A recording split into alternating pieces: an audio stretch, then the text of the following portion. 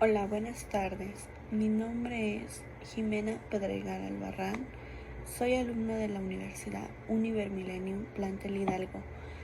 Me encuentro estudiando la licenciatura en Contaduría y Finanzas, así que por lo cual este video tratará de que les hablaré del artículo del 1 al 8 de las disposiciones generales del Prontuario Fiscal 2026. Asimismo, también les hablaré no solo de ellos, sino también de lo aprendido en clase que pues se me ha quedado. Para comenzar, el, el título, como bien se los digo, se llama Disposiciones Generales. Entonces empezaremos con el artículo número 1, que se trata sobre las personas físicas y las morales están obligadas al pago del impuesto sobre la renta en los siguientes casos. Ahí voy a hacer un pequeño paréntesis porque yo lo que he aprendido y lo que he razonado es que tenemos más que nada la obligación de pagar los impuestos de una u otra manera. Bien o mal, si aunque no estés registrado en el SAT, se podría decir, o así, tú como persona ya estás pagando un impuesto. ¿Por qué? Porque con el simple hecho de comprar algo, de comprar la despensa, de comprar, no lo sé, algo, el chiste el chiste de comprar una cosa, tú ya estás pagando un impuesto que se llama IVA, el cual por eso dice que todas las personas, sean morales o físicas, debemos de pagar impuestos. ¿Por qué? Porque pues sí, tú al comprar o adquirir algún objeto de cualquier tienda, pues estás prácticamente obligado o estamos obligados al pago de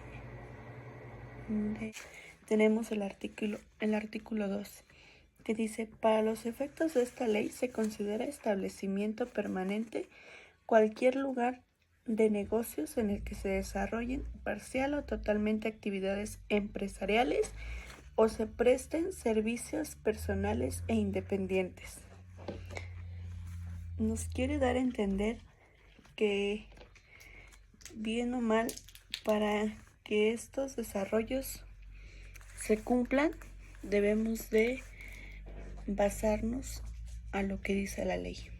¿Por qué? Porque no podemos hacerlo de, no, pues hoy no pagamos y mañana sí. No, aquí debemos de cumplir con la ley y eso. En el artículo 3 nos dice,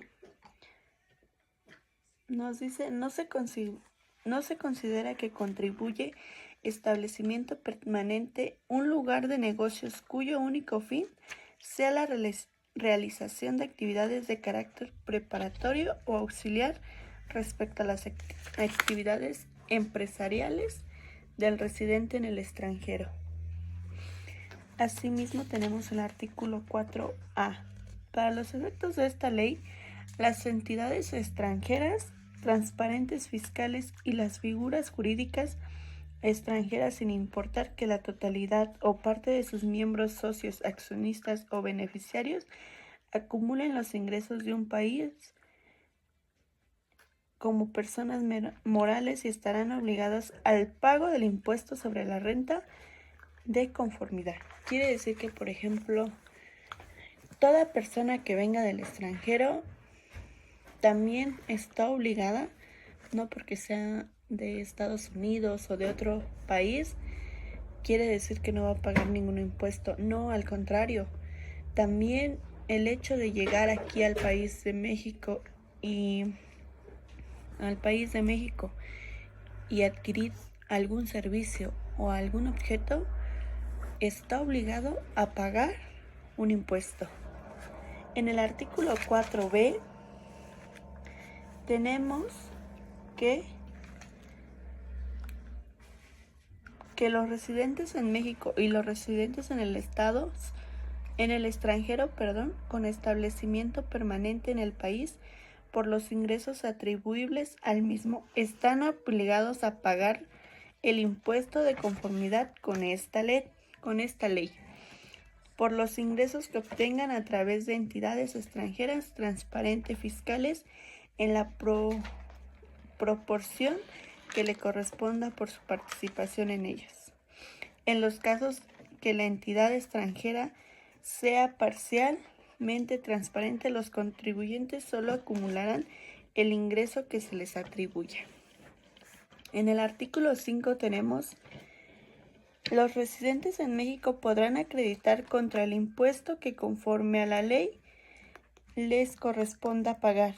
El impuesto sobre la renta les haya pagado en el extranjero por los ingresos procedentes de fuente ubicada en el extranjero, siempre que se trate de ingresos por los que se esté obligado al pago del impuesto en los términos de la presente ley.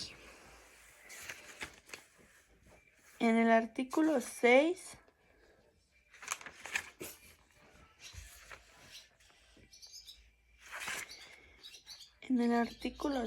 tenemos: cuando esta ley prevenga el ajuste o la actualización de los valores de bienes o de operaciones por el transcurso del tiempo y con motivo de los cambios de precios en el país han variado, se estarán en lo siguiente: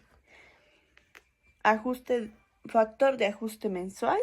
Cuando el periodo sea de un mes, será el factor de ajuste mensual. O sea, cuando tú quieras hacer se podría decir una factura, o si el estado de resultados de algo, eso debe de ser mensual o puede ser por cierto periodo. A veces se puede hacer anual y pues también mensual. En el artículo 7 tenemos: cuando esta ley se haga mención a persona moral, se entiende comprendidas entre otras las sociedades mercantiles, los organismos descentralizados que realicen preponderantemente actividades empresariales. Y en el artículo 8, por último, para los efectos de esta ley se consideran intereses cualquiera que sea el nombre con que se les designe a los rendimientos de créditos de cualquier clase. Se entiende que, entre otros, son intereses los rendimientos de la deuda pública, de los bonos, y obligaciones, incluyendo descuentos, primas y premios, los premios de reportos o de préstamos de valores. Bueno, esos fueron. El impuesto sobre la renta consta de 7 elementos, los cuales son: el título 1 es de disposiciones generales, título 2 de las personas morales, título 3 de las personas morales no lucrativas, título 4 de las personas físicas, título 5 de los residentes en el extranjero con ingresos, título 6 de las entidades extranjeras controladas sujetas a regímenes fiscales, y título 7 de los estímulos fiscales. A ello solo se ocupan 4, que son los primeros 4, que es el título 1, el título 2, el título 3 y el título 4. Son los primeros y los únicos que se ocupan.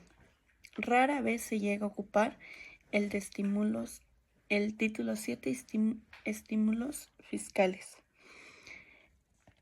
Tenemos también de lo aprendido lo que nos dice qué quiere decir el SAT. El SAT quiere decir que es el Servicio de Administración Tributaria. Asimismo, también tenemos lo del ley del impuesto sobre la renta, que como bien se los mencionaba, Ese es aquel impuesto que como persona moral y persona física estamos obligados a pagar en todos los aspectos y de eso.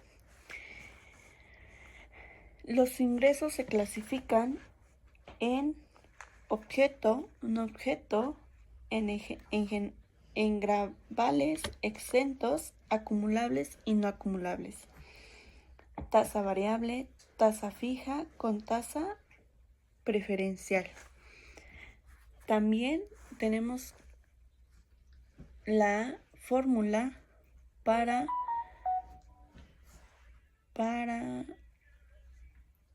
sacar la tasa del ICR, que es ingresos acumulables totales del ejercicio menos deducciones autorizadas menos PTU pagadas igual a utilidad fiscal del ejercicio menos amortizaciones de pérdidas fiscales de los ejercicios anteriores igual al resultado fiscal del ejercicio por la tasa del 30% igual al impuesto sobre la renta del ejercicio. ¿Qué quiere decir? ¿Qué quiere decir deducir? Las deducciones autorizadas están en el artículo 25, que dice: los contribuyentes podrán efectuar las deducciones siguientes. 1. Las devoluciones que se reciban o los descuentos o bonificaciones que se hagan en el ejercicio. 2. El costo de lo vendido. 3. Los gastos netos de descuentos, bonificaciones o devoluciones. 4. Las inversiones. 5. Los créditos incobrables y las pérdidas por caso fortuito. El 6. Las cuotas o cargos de patrones pagadas al Instituto Mexicano del Seguro Social. Ahí tenemos un claro ejemplo que podría decir el IMSS y todas las asociaciones que les tenemos que pagar se podría decir que para nosotros adquirir un servicio. Un servicio, y tenemos también los intereses desvegados a cargo del ejercicio sin ajuste alguno. En el 8, el ajuste anual por inflación que se resulte deducible en los términos del artículo 44 de esta ley del ICR. Tenemos también los anticipos de gastos. Es cuando los gastos a que se refiere la fracción 2 de los contribuyentes hubieran pagado algún anticipo de este, será deducible siempre que se cumpla con los requisitos establecidos en el artículo 27. El artículo 25 es una norma sustantiva y asimismo, como tenemos lo deducible, tenemos los no deducibles, que dicen que aun siendo una deducción autorizada que cumpla con sus requisitos, puede ser no deducible por disposición específica, que quiere decir en el artículo 28, para los efectos de este título no serán deducibles. En el título 1 tenemos contribuciones, gastos e inversiones, obsequios, atención y gastos de naturaleza. En el 4 tenemos gastos de presentación. En el 5, gastos de viaje y viáticos cuando se detienen en el hospedaje. Estos más que nada se refieren a que son los que tú pagas pero ya no te regresan. O sea, por ejemplo, tú vas y gastas, no, pues me fui de viaje, pero sabes que ya no va a regresar ese dinero como tal, porque pues fue un gasto que hicimos y que no se va a regresar. Sin en cambio, una inversión es deducible porque sabes que vas a invertir tu dinero y que a cambio de eso vas a recibir una ganancia o otro tipo de factor que te ayude a ti como empresario. También tenemos,